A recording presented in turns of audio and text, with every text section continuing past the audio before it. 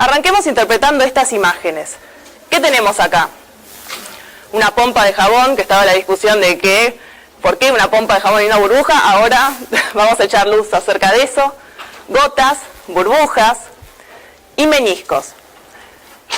¿En qué se relacionan todas estas imágenes? Hay una interfase, ¿sí? No cualquier interfase. ¿Qué pasa con la interfase? ¿Es lisa? Es curva. Hay una interfase curva. ¿Bien? Acá también, acá en el menisco, hay una interfase curva. Bueno, la ley de Laplace lo que va a hacer es relacionar la presión a ambos lados de esa interfase con los fenómenos de tensión superficial, ¿sí? Con la fuerza de tensión superficial. Y arranquemos desde el principio. ¿Por qué piensan que una interfase es curva? ¿Qué debe pasar a ambos lados de esa interfase para que haya una curvatura? Hay una diferencia de presión. ¿Bien? En este caso, ¿dónde hay más presión? ¿Adentro o afuera? Adentro, ¿sí? Y si tuviésemos una interfase plana, así, ¿hay diferencia de presión? No, ¿sí? La diferencia de presión la consideramos nula. Bueno, con esos elementos vamos a ir arrancando. Pero veamos cuál es el rol de la tensión superficial acá. Y acá es algo con... ¿Vos cómo te llamás, Gabriel? Oh, ¡qué memoria! Gabriel. Gracias a la diferencia de presión, esta interfase se deforma. ¿No es así? Entonces ahí actúa la tensión superficial para evitar la deformación de la superficie. ¿Bien? Entonces, con todos esos conceptos, vamos a arrancar con la interpretación del modelo de Laplace. Pero antes de arrancar necesitamos definir ciertos conceptos en cuanto a dimensiones, ¿sí? Definiciones geométricas, curvatura y radio de curvatura. Vamos a ver un ejemplo gráfico. Acá tenemos una curvatura y acá tenemos otra. Digamos, una línea, ¿sí? Curva. Vamos a ver la curvatura de esta línea en este punto. Para eso tomamos un punto y trazamos una tangente. ¿Bien? Y vemos cuán rápido se aleja nuestra línea de esa tangente. Miren este caso y este caso.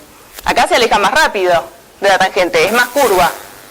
Acá se aleja menos rápido, es menos curva. ¿Bien? Ahora definamos radio de curvatura. Para definir el radio de curvatura, tomamos el mismo punto que antes y dos puntos más adyacentes. Y trazamos un círculo, ¿sí? Que contenga esos tres puntos. Este es el círculo para esta línea curva, para esta curva. Y este es el círculo para el segundo caso. ¿Bien? Trazamos el radio de esa circunferencia y vemos que, en este caso, ¿cómo es el radio? Mucho menor. ¿Bien? Entonces, ¿qué vimos? Que cuanto mayor es la curvatura, menor es el radio. ¿Bien? Vieron qué sencillo es cómo podemos, de una forma muy conceptual, analizar estos parámetros geométricos. En la diapo anterior tenía las definiciones, pero no vienen al caso. Lo que importa es que lo entiendan. Y algo importante es cómo podemos calcular la curvatura, como la inversa del radio de curvatura. ¿Bien? Pero en tensión superficial no nos interesa una dimensión, sino dos dimensiones. Entonces la cosa se complejiza un poco más, porque la intención es analizar la curvatura de una superficie a un determinado punto. ¿Sí? Pero vamos a usar los mismos conceptos que para una dimensión. Entonces, supónganse que queremos analizar la curvatura en el punto O del elemento de superficie. ¿Cuál es el elemento de superficie? Acá hay muchas cosas, pero es esto, ¿sí? ¿Lo ven? Este es el elemento de superficie y este es el punto O.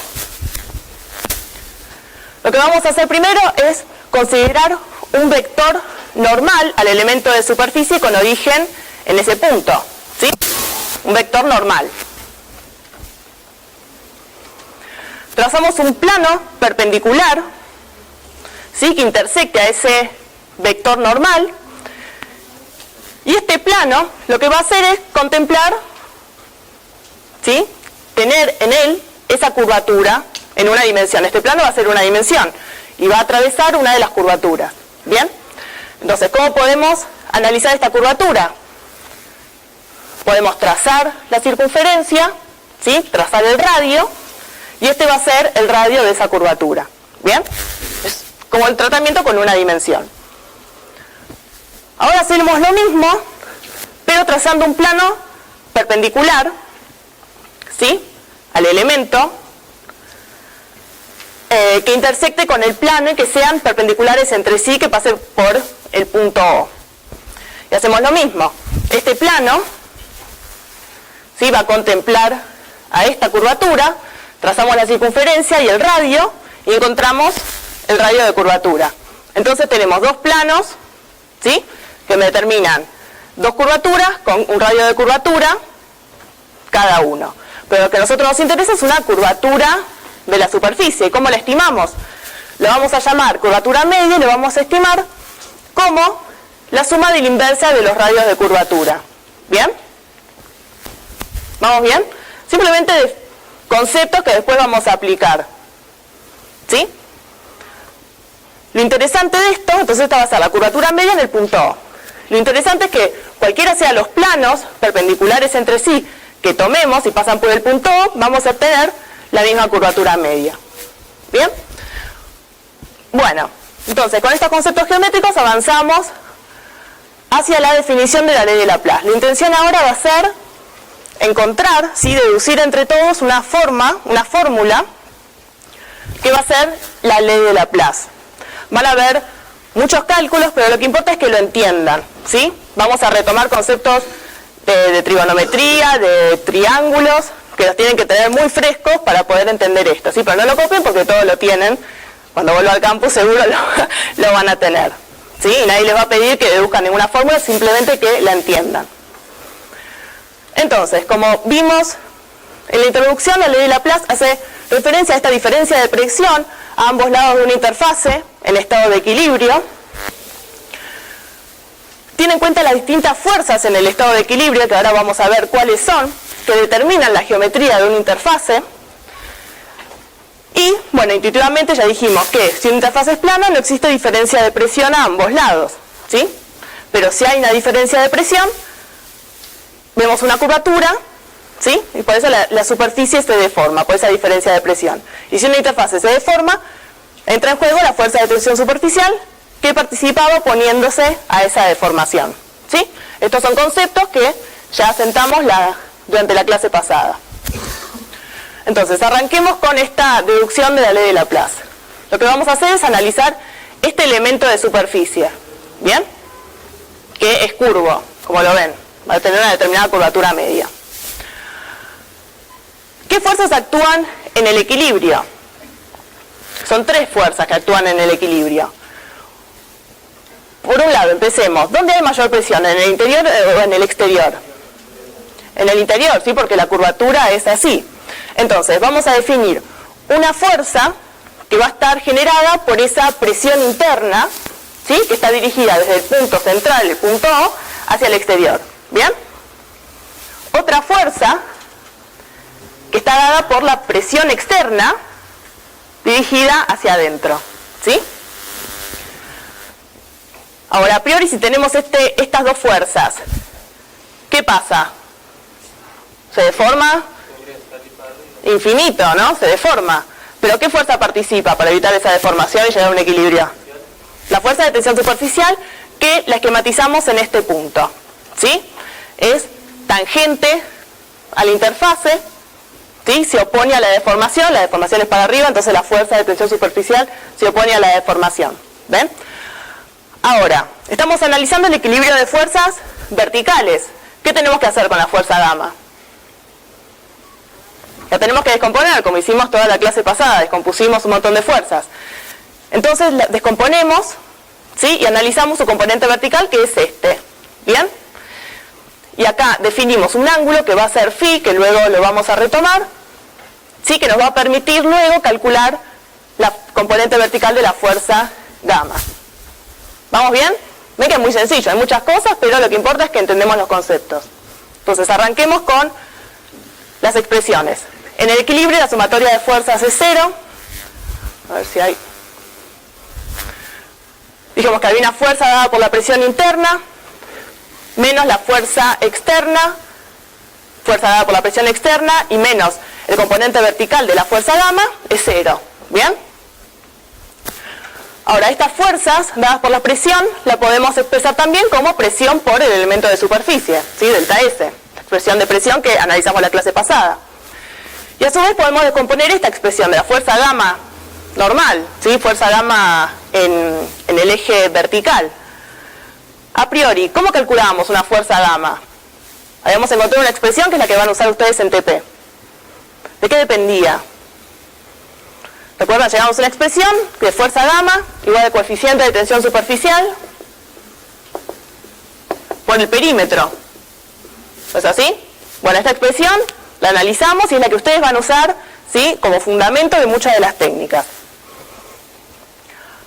Bueno, entonces, ¿qué tenemos acá? ¿Por qué tenemos delta L1 y delta L2? Porque la curvatura de esta dimensión es distinta de la curvatura de esta dimensión. ¿Bien? Entonces, nosotros tenemos esquematizada acá la fuerza gamma para esta curvatura. ¿Bien? Pero la fuerza gamma de esta curvatura va a estar orientada de forma similar, ¿sí? Pero el ángulo phi va a ser distinto. ¿Lo ven? Porque la curvatura es otra.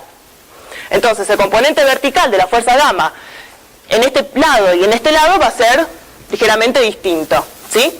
Por eso es que hacemos una consideración de delta L, lo que pasa en este lado, delta L1, y lo que pasa en el delta L2. ¿Bien?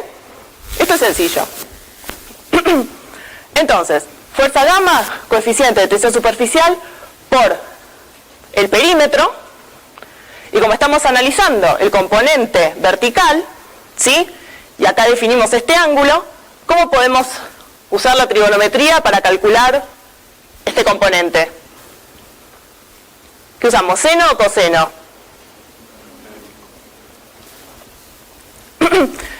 Sería cateto opuesto. Seno, ¿sí? La vez pasada hicimos uso del coseno, pero los ángulos eran otros. ¿Bien? Entonces siempre no usen nada de memoria, no pongan coseno de memoria, sino interpreten, ¿sí? Desde el punto de vista trigonométrico que estamos analizando. Entonces, seno. ¿Bien? Por 2, ¿por qué? Porque recuerden, estamos analizando dos perímetros. Y algo análogo sería con este lado. ¿Bien? ¿Vamos bien? Entonces, tenemos acá el coeficiente de tensión superficial, el perímetro y el seno del ángulo para lo que estamos analizando la componente normal. Bien. Ahora, vamos a hacer una consideración. Que eso yo los invito luego a que repasen las propiedades de los triángulos. ¿Sí? Lo discutimos por el foro, porque tienen que repasar mucho. Toda la carrera es acumulativo, ¿sí?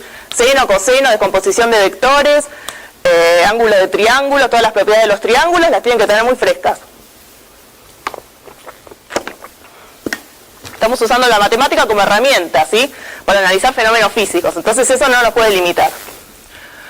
Como el elemento de superficie este es muy pequeño, podemos considerar que esto es recto, ¿sí? Y consideramos que este triángulo es igual a este triángulo. ¿Bien? Entonces, para calcular este ángulo, ¿sí? Este ángulo es igual a este ángulo, en nuestra suposición, y podemos usar estas dimensiones para calcularlo. ¿Bien? Y así, en última instancia, calcular el componente vertical de la fuerza gamma. Entonces, el seno de phi sería igual a ¿qué? A OA sobre el radio. ¿Bien? Desde un punto de vista trigonométrico. Y eso es lo mismo que decir que 2 veces OA, ¿sí? 2 veces que sería delta L2, sobre 2 veces R1. ¿Sí? Simplemente multiplicamos por 2 lo mismo, entonces nos da lo mismo. ¿Sí? 2 veces R1. Y llegamos a esta expresión, que el seno de phi es delta L2, ¿sí?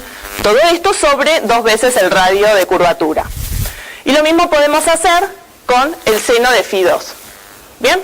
Consideramos que es ese triángulo de ahí. Entonces, estas expresiones las podemos reemplazar acá. ¿Sí? Y tenemos esto. Y a su vez podemos seguir reemplazando. Lo que importa es que entiendan, no importa que se aprendan todo esto de memoria. Pero a priori ustedes ven que simplemente analizando qué es lo que pasa, ustedes pueden interpretar qué fuerzas actúan, ¿sí? y con un par de expresiones llegar por sus propios medios a una expresión de una ley que es bastante compleja, ¿sí? Entonces, delta L1 por delta L2, ¿qué es? Delta L1 por delta L2, a priori, ¿qué nos da? Un área, ¿sí? El delta S, el elemento de superficie. Entonces, reemplazamos eso por delta S. ¿Bien? Llegamos a esa expresión. ¿Qué hacemos? No sé qué pasó, ahí. Simplificamos por delta S, ¿sí? Están todos los términos, lo podemos simplificar. Reordenamos y llegamos a esta expresión, ¿sí? ¿Qué tenemos? Delta P sobre el coeficiente de tensión superficial es igual a 1 sobre R1 más 1 sobre R2. ¿Qué era esto? 1 sobre R1 más 1 sobre R2.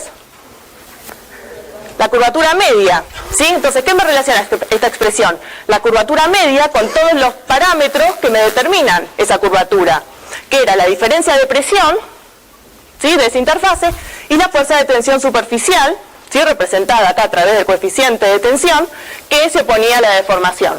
¿Bien? Bueno, pero nosotros hicimos toda esa deducción considerando una sola interfase. Hay sistemas con más de una interfase. Entonces, de forma genérica, lo que vamos a hacer es agregar una K a la expresión anterior, y esto me va a representar el número de interfaces del elemento de superficie. ¿Bien? Ahora después vamos a ver por qué valor lo reemplazamos de acuerdo al sistema que estemos evaluando. Y R1 y R2, bueno, son los radios de curvatura perpendiculares entre sí sobre el elemento de superficie considerado. Lo mismo que hicimos antes. Ahora, acá tenemos, y acá esto va a ser revelador para ustedes, porque acá vamos a ver la diferencia entre una gota y una pompa. ¿Qué sucede con los radios de curvatura si trazamos los planos perpendiculares entre sí y trazamos los radios de curvatura? ¿Cómo van a ser los radios entre sí? Iguales, ¿sí? Entonces, para una gota, burbujas, pompas y para meniscos también, ¿sí? Que luego a continuación vamos a analizar meniscos y lo van a ver mejor, ambos radios de curvatura son iguales entre sí. Entonces esto nos queda 2 sobre R, ¿no? Ahora, veamos qué pasa con el número de interfaces. ¿Una gota qué es? Agua con aire, por ejemplo. ¿Cuántas interfaces hay? Una. ¿Todos lo ven? Una burbuja, ¿qué es? Aire con agua. ¿Cuántas interfaces hay? Una. O sea, ahí estás ahí, al pie del cañón, respondiendo. Y acá viene la... ¿Qué es esto? Esto es una película jabonosa de cierto espesor. ¿Cuántas interfaces hay acá? 2, ¿todos lo ven? Aire, película jabonosa, aire. ¿Bien? Entonces, por ese motivo, eso es lo que diferencia, ¿sí? Aparte de otras cosas, una pompa y una burbuja, y por eso lo consideramos como algo tan distinto para nosotros cuando hablamos de fenómenos de hidrostática.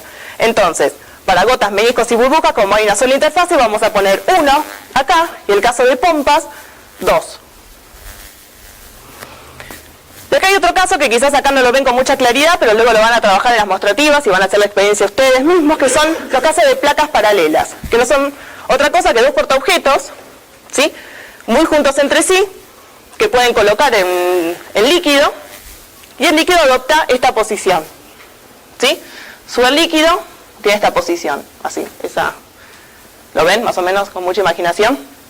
Entonces, si trazamos dos planos perpendiculares entre sí, uno de los planos va a tener, ¿sí? Va a contener a esta curvatura, y esta es muy fácil de ver, la curvatura que hacíamos. Para ver el radio de curvatura trazamos una circunferencia y vemos el radio, y esta curvatura, que esto es prácticamente liso, plano, ¿sí?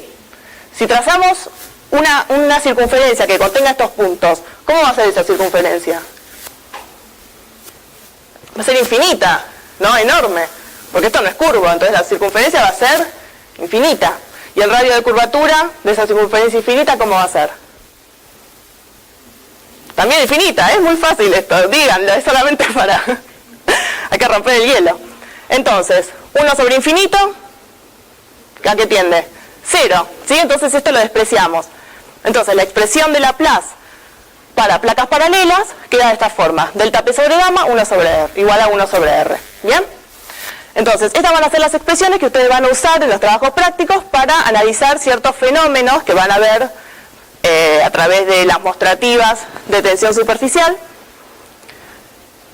Y ahora las van a poder interpretar exitosamente. Vamos a ver un ejemplo para poner en juego estos conocimientos con esta situación, que luego nos va a sentar, nos va a dar el puntapié para analizar la relevancia fisiológica de la tensión superficial, ¿sí? A nivel pulmonar, por ejemplo, algo tan vago como esto. Entonces, si entendemos bien esto, ya vamos a entender gran parte de la fisiología respiratoria. ¿Qué tenemos acá? Dos pompas de jabón que están conectadas entre sí por un tubo de vidrio, ¿sí? Y un robinete que en este caso ahora está cerrado. ¿Bien? La pregunta es, ¿qué va a pasar si nosotros abrimos el robinete y se conectan entre sí? Acá Gabriel dice va a salir aire de una a la otra. A priori, ¿qué tenemos que analizar?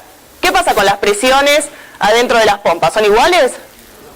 No, son distintas. ¿Qué pasa con la curvatura de cada una de las pompas? ¿Es igual? La curvatura es distinta, el radio de curvatura es distinto. Eso nos da un indicio, pero la solución jabonosa es la misma, ¿sí? Entonces tenemos un indicio que la diferencia de presión, ¿sí?, en cada una de las pompas es distinta. Esa diferencia de presión, ese delta P, ¿sí? Fíjense, acá tenemos la expresión de Laplace para una pompa. ¿Bien? Esta diferencia de presión es una presión interna menos una presión externa. ¿Cuál es la presión externa? Presión atmosférica. ¿Bien? La pregunta es entonces, ¿dónde hay mayor presión? ¿En la chica o en la grande? Mayor presión interna. Escuché, en la chica y en la grande. Veamos, en la chica ¿qué pasa? El radio es menor, ¿no es así? ¿Cómo es la diferencia de presión? El coeficiente de tensión superficial es el mismo para ambas, porque la solución jabonosa es la misma. ¿Cómo es el delta P? Mayor. Mayor delta P. Ese delta P era presión interna menos presión externa. La presión externa es la presión atmosférica. ¿Sí? Es la misma. Entonces, ¿cómo tiene que ser? ¿Cómo es la presión interna? Mayor. ¿Sí? Entonces, ¿a qué conclusión llegamos? A que las pompas pequeñas tienen una mayor presión interna, algo que incluso resulta contraintuitivo, ¿no? Yo le dije en la clase anterior, a veces la intuición no sirve para analizar ciertos fenómenos. Entonces, acá tenemos mayor presión que acá. Si abrimos el robinete, ¿qué va a pasar? A priori se van a igualar las presiones. ¿Y qué va a pasar con estas pompas de jabón? Para que se iguale la presión acá y acá, la presión de esta pompa de jabón tiene que disminuir, ¿no? Y la presión acá tiene que aumentar. Entonces, ¿a qué situación llegamos? A esta. Esta es la situación de equilibrio. ¿Qué es lo que pasó? Esta pompa se ve reducida a una pequeña película, ¿sí?, con cierta curvatura, y esta pompa como que se infló más. Pero la presión acá es igual a la presión acá, interna. ¿Cómo es la diferencia de presión acá y acá? ¿Igual? ¿Mayor? ¿Menor en un caso que en otro? La diferencia de presión sería, por ahí dijeron igual, ¿sí? En ambos casos la presión es atmosférica, la presión en este punto es igual a la presión de esta pompa, ¿sí? La diferencia de presión es la misma en ambos casos. Entonces, si la diferencia de presión es la misma, estamos hablando de la misma película jabonosa, ¿cómo va a ser la curvatura? Igual. Y efectivamente, si nosotros acá trazamos una circunferencia, ¿sí?, que contenga a esta interfase, vamos a tener esta misma circunferencia. ¿Bien? Entonces, esto es una experiencia interesante. ¿Vamos bien?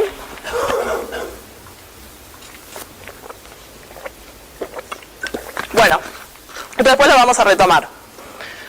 Sigamos con otro tema. Ángulo de contacto. ¿Qué tenemos en esas imágenes? Gotas. Perfecto. Agua sobre distintas superficies. En este caso, agua sobre vidrio, agua sobre una superficie parafinada. ¿Sí? ¿Qué vemos? Agua en vidrio, como que se esparce. Claro, moja, ¿sí? Digamos, el vidrio. En este caso, ¿qué sucede? Claro, se aleja, ¿sí? De la parafina, perfecto. La clase pasada hicimos una distinción entre fuerzas de cohesión y fuerzas de adhesión. Habíamos dicho que las fuerzas de cohesión eran las que se daban entre moléculas de la misma especie, ¿sí? Y gran parte de la clase tratamos acerca de las fuerzas de cohesión en los fenómenos de tensión superficial. Acá entran en juego también fuerzas de adhesión. Estamos analizando moléculas de distinta especie, agua, vidrio, agua, parafina, ¿sí? ¿Qué podemos decir de las fuerzas de adhesión en este caso?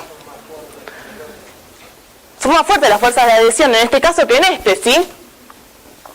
Ahora tienen preponderancia, ¿sí? El agua se siente atraída por el vidrio y se esparce sobre su superficie, no así sobre la parafina.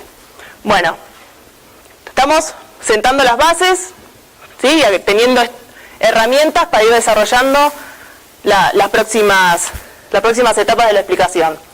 Y acá que tenemos un tubo de ensayo de vidrio con agua y mercurio. Si hacemos un zoom, ¿qué vemos? Que los meniscos tienen distinta concavidad. ¿Bien? Y que se forma un ángulo, que ahora después vamos a definir como ángulo de contacto, que es distinto de acuerdo al sistema. ¿Sí? En el sistema líquido, aire, vidrio, tenemos este ángulo dado por la interfase.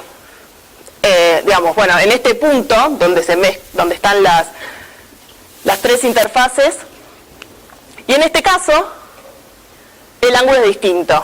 ¿Bien? Definamos ese ángulo de contacto. Acá tenemos una gota. La clase pasada hablamos de fuerzas de tensión superficial. ¿Bien? Y dijimos que era un fenómeno de interfase, pero especificamos qué interfase. ¿Qué interfase era? Aire líquido, perfecto. Ahora, de forma análoga a esa fuerza de tensión interfacial que llamamos fuerza de tensión superficial, podemos también definir otras fuerzas de tensión interfaciales, ¿sí? Sólido-gas y sólido-líquido, y sus análogos coeficientes de tensión interfacial. Sólido-gas, sólido-líquido. ¿Bien? Entonces, plasmemos esas fuerzas de tensión interfacial en esta imagen. La fuerza de tensión superficial se da en la interfase líquido-gas, es tangente a la interfase y se opone a la deformación. ¿Sí? Tira para allá para disminuir la superficie libre. ¿Bien? La fuerza de tensión interfacial sólido-gas es tangente a esa interfase sólido-gas y tira para allá para disminuir la interfase libre. Y de forma análoga, la fuerza de tensión interfacial sólido-líquido se da, es tangente a la interfase, se manifiesta en la interfase sólido-líquido y tira para disminuir esa interfase. ¿Bien? El ángulo comprendido entre la fuerza de tensión superficial, ¿sí? Que es la fuerza de tensión interfacial líquido-gas, y la fuerza de tensión interfacial sólido-líquido es el ángulo θ, ¿sí? O ángulo de contacto. ¿Bien? Y ese ángulo θ o ángulo de contacto va a depender de la naturaleza de los medios de contacto. ¿Sí? Si nosotros tenemos el mismo líquido en distintos soportes, vamos a tener un diferente ángulo de contacto. Ya tuvimos un ejemplo, agua en vidrio, distinto ángulo de contacto que agua en parafina. Mismo soporte y diferentes líquidos, por ejemplo, vidrio y agua, ¿sí? Tienen un distinto ángulo de contacto que vidrio, mercurio. ¿Bien? Y vamos a definir tres situaciones. Una situación humectante, que sería el caso de ¿qué? ¿Qué ejemplo pueden poner? Agua y vidrio, perfecto. En el cual, decíamos, como bien dijo Gabriel, moja, ¿sí? Y tenemos un ángulo de contacto menor a 90 grados, ¿sí? Si trazamos las fuerzas y el ángulo θ, menor a 90 grados. Tenemos una situación de no, que decimos, bueno, esta es la primera situación que moja, situación humectante. Una situación no humectante, que llamamos también, decimos que no moja, que ¿qué caso puede ser este? Agua y parafina, ¿sí? Mercurio y vidrio, perfecto, en las cuales el ángulo de contacto es mayor a 90 grados, ¿sí? Y una situación que no moja ni no moja, es una situación tibia ahí en el medio, que el ángulo de contacto es de 90 grados, ¿sí? Vamos a ver un ejemplo a continuación. Esa situación, por ejemplo, puede ser agua y plata. ¿Sí? Siempre recuerden que analizamos, no estamos contando el aire, pero siempre está presente en nuestro análisis. Bueno, sigamos haciendo un zoom a estos ángulos, a estos meniscos con ángulos de contacto, con la intención final de después definir una expresión para calcular y predecir cuál va a ser el ángulo θ en cada sistema. ¿Bien? Pero a priori, en nuestro análisis, lo que podemos ver es que en estas proximidades, ¿sí?, de una pared sólida, el líquido, la interfase líquido-gas, se va a curvar de forma distinta de acuerdo a cómo sea la relación de la tensión interfacial sólido-vapor o sólido-líquido. ¿Qué quiero decir con esto? Fíjense, en este caso, la fuerza de tensión interfacial sólido-vapor es mayor que la sólido-líquido. ¿Bien? Fíjense, este es el ángulo θ. En este caso, la fuerza de tensión interfacial sólido-líquido es mayor que la sólido-vapor y el líquido no moja. En este último caso son iguales, ¿sí? Estábamos en una situación que no era ni humectante ni no humectante, ¿sí? No moja ni no moja. ¿Vamos bien? Bueno, ahora vamos a llegar a esa expresión. Para eso vamos a analizar las fuerzas que participan en el equilibrio. Son 4 las fuerzas que participan en el equilibrio, 3 de las cuales ya estuvimos mencionando. La fuerza de tensión interfacial sólido-vapor, sólido-líquido, líquido-vapor, que es la fuerza gamma, y una cuarta, que es la fuerza de adhesión, ¿bien?, que participa en el equilibrio del eje X. Analicemos los distintos ejes, para traer a colación también todo esto de descomposición de fuerzas, como repaso. ¿Qué pasa en el eje X? Hay un equilibrio, ¿no es así? Entonces estático. ¿Qué fuerzas participan? Por un lado la fuerza de adhesión y por el otro, ¿qué se contrapone a esta fuerza de adhesión? Perfecto, la componente en X, de la fuerza de tensión interfacial líquido-vapor, que es la fuerza de tensión superficial, ¿sí? Perfecto, descomponemos y esos módulos van a ser iguales. Ahora, ¿qué es lo que sucede en el eje Y? ¿Qué fuerzas participan? Por un lado, la fuerza de tensión interfacial sólido-vapor, ¿sí?, con este sentido, y en sentido opuesto, la fuerza de tensión interfacial sólido-vapor, ¿y qué más? La componente vertical de la fuerza de tensión superficial. Nos interesa la situación en el eje X, ¿sí? Así que nos vamos a detener en esta expresión. Y vamos a retomar algunas de las expresiones que ya vimos en la clase pasada y repasamos al principio. ¿Cómo podríamos expresar una fuerza de tensión? Como el coeficiente de tensión interfacial por el perímetro. ¿Bien? Lo mismo que hicimos para la fuerza de tensión superficial, lo podemos hacer para las otras interfaces. ¿Bien? Entonces, para cada una de estas fuerzas, podemos reemplazar coeficiente de tensión interfacial correspondiente por el perímetro correspondiente. Y a su vez tenemos que ver cómo calculamos este componente vertical de la fuerza gamma. Y fíjense, este es el ángulo de contacto, ¿bien? Fuerza de tensión superficial y componente vertical. Mediante trigonometría, ¿qué herramienta podemos usar para calcularlo? Si tenemos a disposición, o si sabemos que este es el ángulo θ, ¿qué podemos usar? ¿Seno o coseno? Coseno, y me lo dicen no porque lo hayan leído, ¿no?, sino porque entienden que estamos hablando de cateto adyacente, ¿sí?, sobre hipotenusa. Bueno, ahora no se confundan que esto lo tendrá que haber dicho antes, no se confundan el ángulo beta que analizamos en la clase anterior con el ángulo de contacto, ¿sí? Son cosas distintas y a medida que vayan haciendo los ejercicios se va a ir echando luz al asunto. Y luego les puedo subir una especie de simulación que hizo un docente anterior que estaba muy didáctica para que vean la diferencia en uno de los procedimientos que ustedes van a usar, que es el despegue de un anillo de una interfase. Entonces, sigamos. Reemplazamos, ¿sí?, la expresión para hallar el componente vertical y, fíjense, dividimos todos los términos por L. Entonces, una fuerza de tensión sobre el perímetro que nos da el coeficiente, ¿bien?, de tensión interfacial. Entonces llegamos a esta expresión. Coeficiente de tensión interfacial sólido-vapor es igual al sólido-líquido más el líquido-vapor por el coseno de θ, que es el ángulo de contacto. El objetivo de todo esto, recuerden que era hallar una expresión para predecir θ. Reordenamos y obtenemos esto, ¿sí? Finalmente llegamos a esta expresión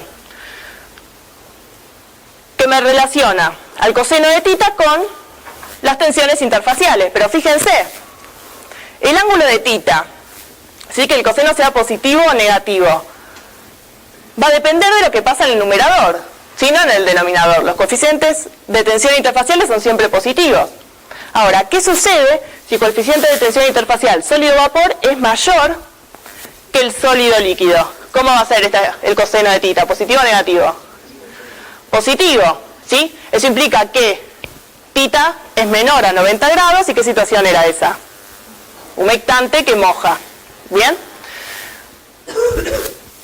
Y después repasen que habíamos visto en dos diapositivas atrás, una diapositiva atrás, que veíamos que cuando, bueno, es este caso también, que cuando este vector, ¿sí?, de la fuerza interfacial sólido-vapor es mayor que el sólido-líquido, teníamos una situación humectante. ¿Bien? Ven como todo cierra y podemos volcarlo en esta expresión.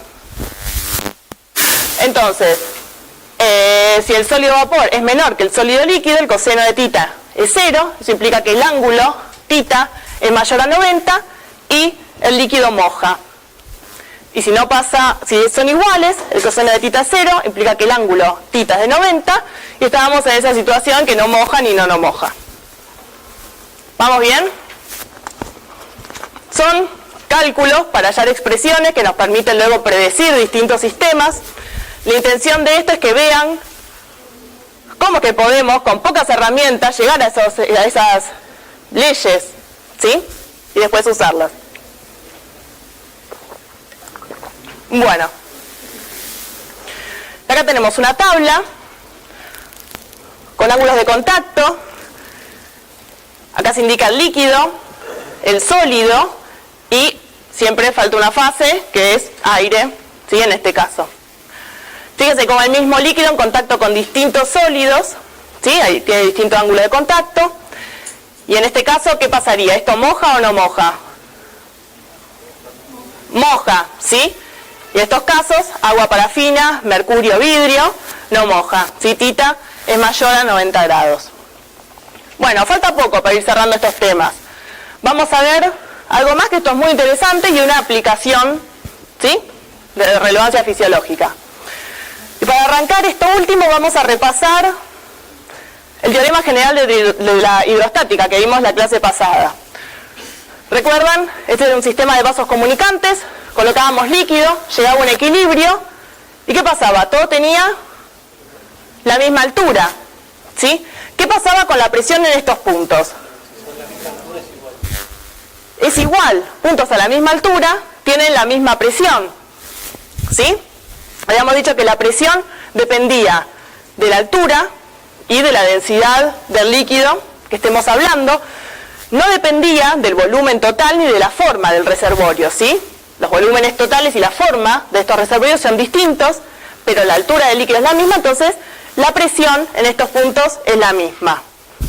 Eso lo llamamos el principio general de la hidrostática. Ahora, ¿qué pasa acá? Tenemos un sistema de vasos, un sistema comunicado, podemos decir, pero en lugar de vasos comunicantes lo que tenemos son capilares de vidrio. A ver, vamos por partes, ¿sí? Al final vamos a ver que no es por eso. Vamos a ver qué es lo que pasa tomando los conceptos que vimos antes. La pregunta es, ¿se cumple el teorema general de hidrostática? Estamos en una situación de equilibrio, pero el equilibrio se halló teniendo distintas alturas. Pero ¿cuál es la diferencia acá? La diferencia es que estos no son vasos anchos, son capilares.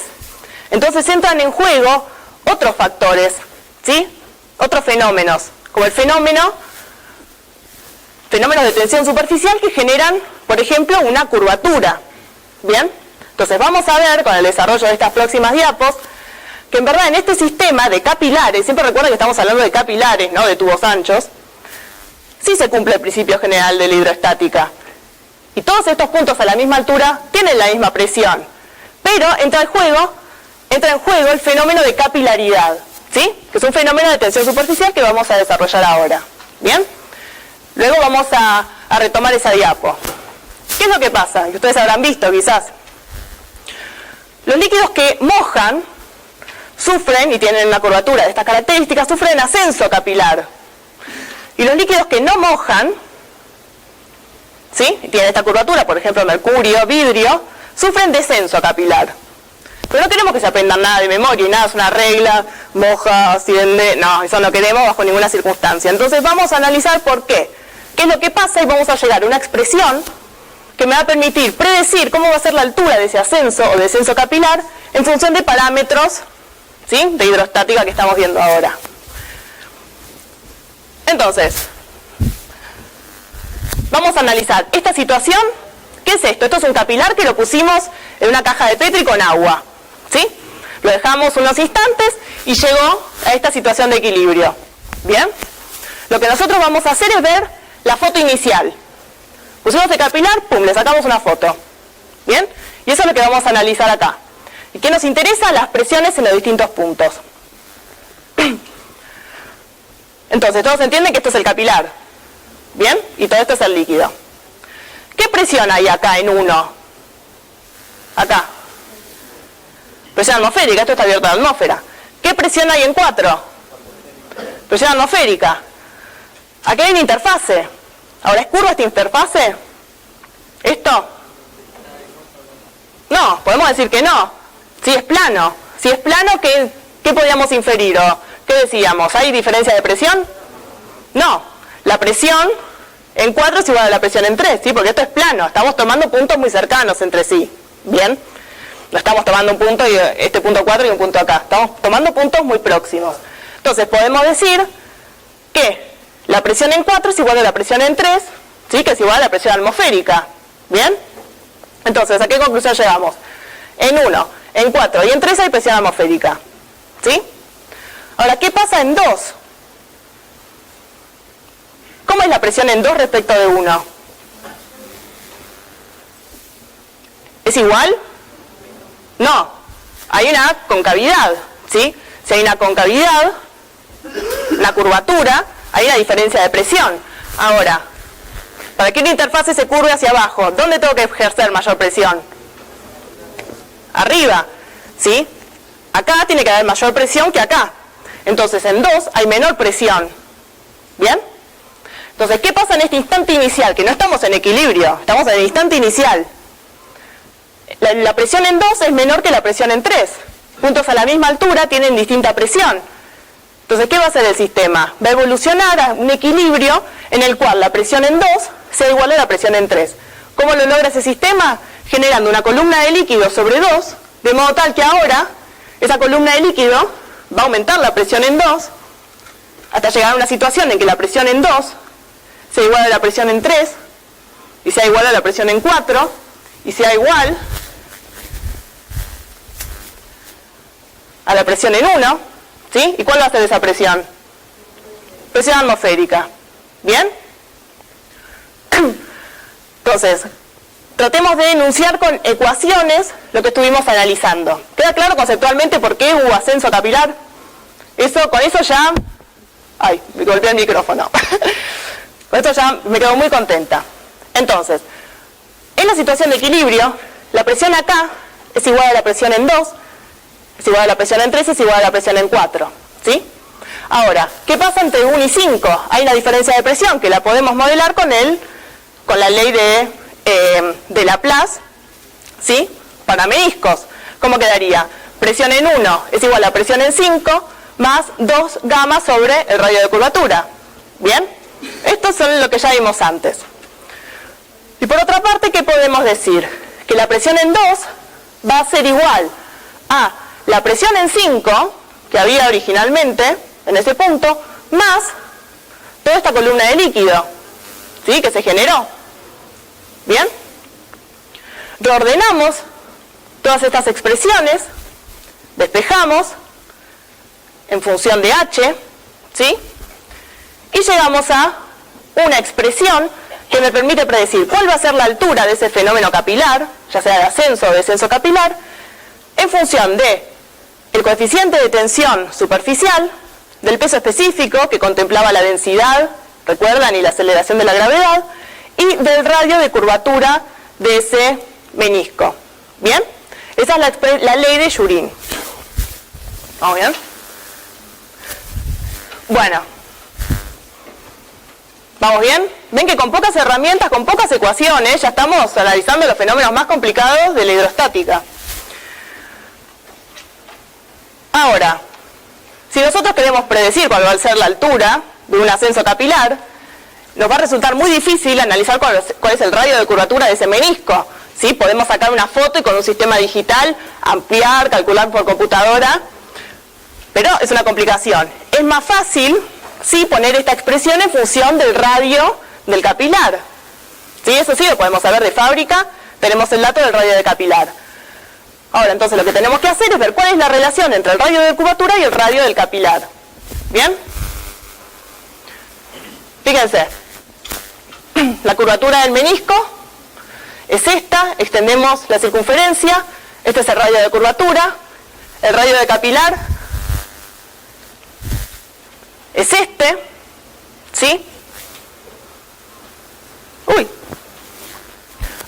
Y fíjense, presten atención. Este ángulo que yo estoy marcando mide 90 grados, ¿no? Esto mide 90 grados.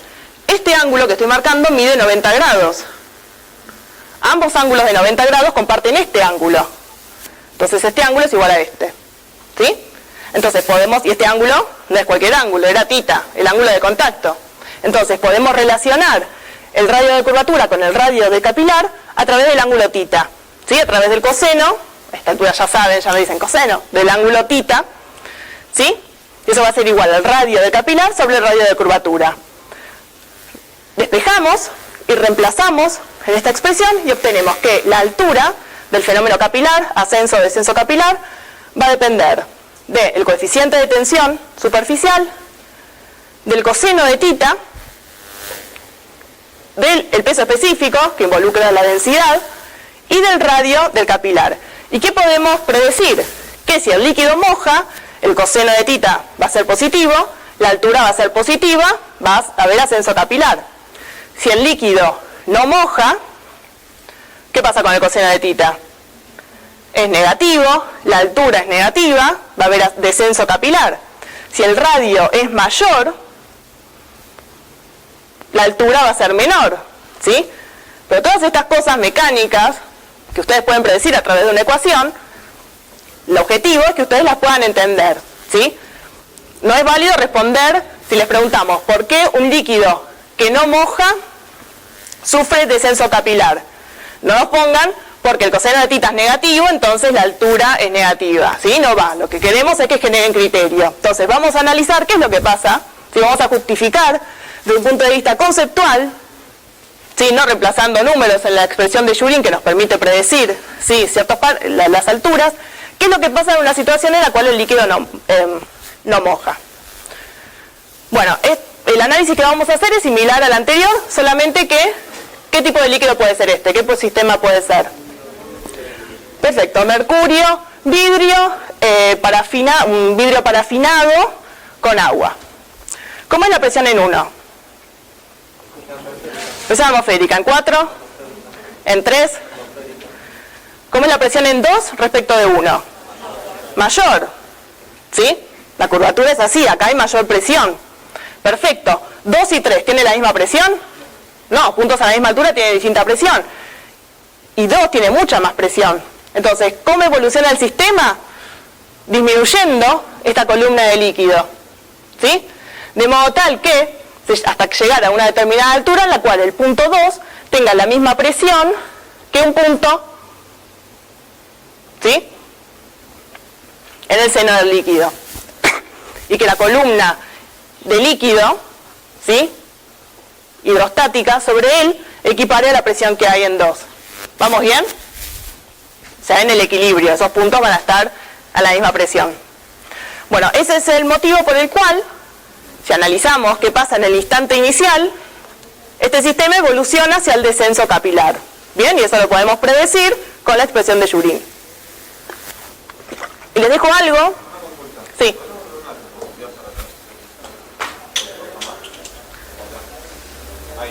Sí. Sí. Cuando se estabiliza, sí, la presión en 2 es igual a la presión en 3. No se preocupen que esto lo vamos, este es el inicio de un largo camino de capilaridad en nuestra vida. ¿Sí? Va a haber ejercicios en el campus, va a haber mucho trabajo en clase, ¿sí? Y todas las consultas que ustedes tengan, recuerden que estamos a disposición. ¿Qué pasa con esta? ¿Qué representa esta imagen? A menor radio, mayor ascenso capilar. Sí, eso ya lo habíamos predecido con la expresión de Jurin. Y en el caso de líquidos que no mojan, también algo análogo, cuanto más estrecho, con menor radio, mayor es el descenso. Ahora, a ver si están atentos. Hay algo mal en esta figura. ¿Qué está mal? ¿Qué falta? Acá está muy bien la curvatura. ¿Y acá qué pasa? Acá falta, ¿sí?, indicar, si ustedes tienen que graficar, que el líquido moja y que el líquido no moja. ¿Sí? De algo, lo mismo que acá, tendrá que pasar acá. Perfecto. Ahora, queda para trabajar en el campus. ¿Por qué? ¿Sí? Si bien lo podemos predecir con la expresión de Jurin, ¿por qué este sistema evoluciona hasta este equilibrio y este sistema a este equilibrio? ¿Por qué si ambos líquidos, si este líquido moja, y en ambos casos la curvatura, ¿sí?, es de este estilo, ¿sí?, tiene esta pinta, ¿por qué en este capilar de mayor radio se encuentra el equilibrio solamente con esta columna de líquido? Entonces, para eso les propongo que arranquen pensando cuál es la situación inicial. ¿Se ven el pizarrón? Entonces, el instante inicial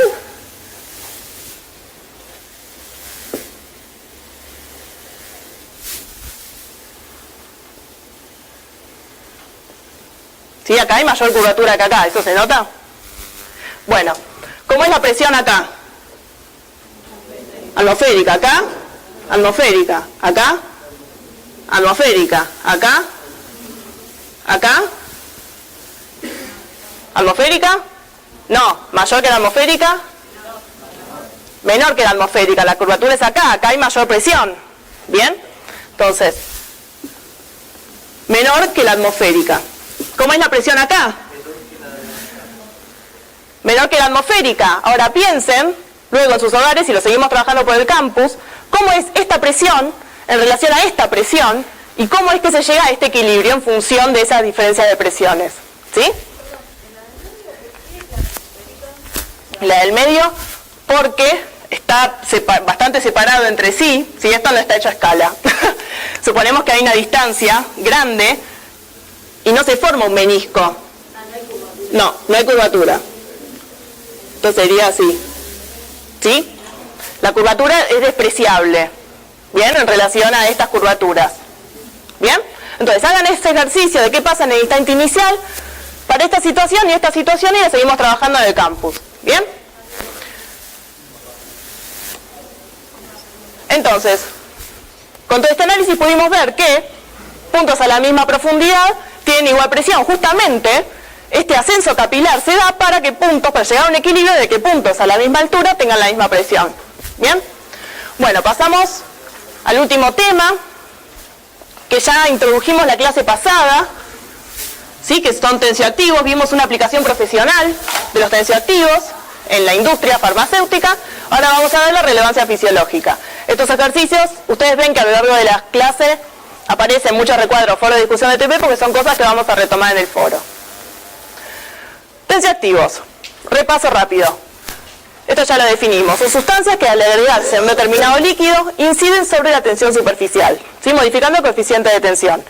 Pueden aumentar el coeficiente, como lo hacen las sales disueltas, que ustedes van a usar en el TP, o disminuir el coeficiente, como lo hacen los surfactantes, que también van a usar en el TP en las mostrativas. ¿Qué son los surfactantes? Ahora nos vamos a explayar un poco en estos agentes. Son sustancias que disminuyen el coeficiente de tensión superficial, pero lo que nos importa es su característica química, ¿sí? Están compuestos por una cabeza polar y una cola no polar. ¿Recuerdan cómo se llaman esas moléculas? Anfipáticas, perfecto. Lo mismo, anfipáticos son sinónimos. Entonces, una cabeza no polar y una cola polar, ¿sí? Una cola carbonada, ¿sí? Que confiere ese carácter no polar, y una unión iónica que confiere la polaridad. Si nosotros colocamos moléculas de tensioactivo de surfactante en agua, ¿cómo se van a disponer?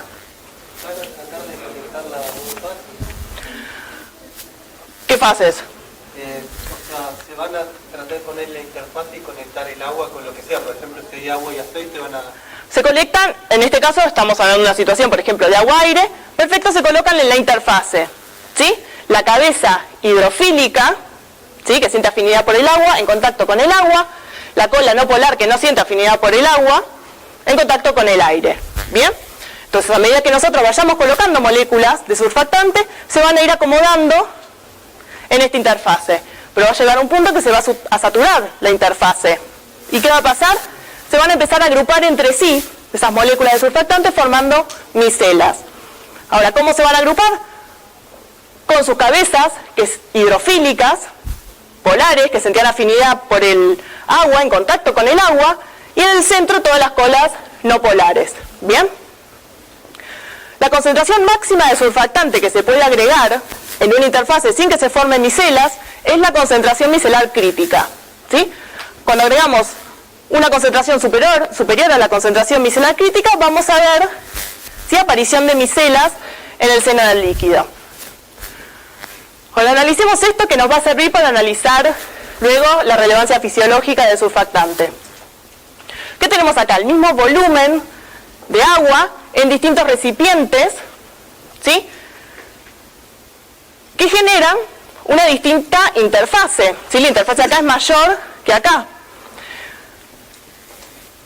¿Qué pasa si agregamos 5 moléculas de surfactante?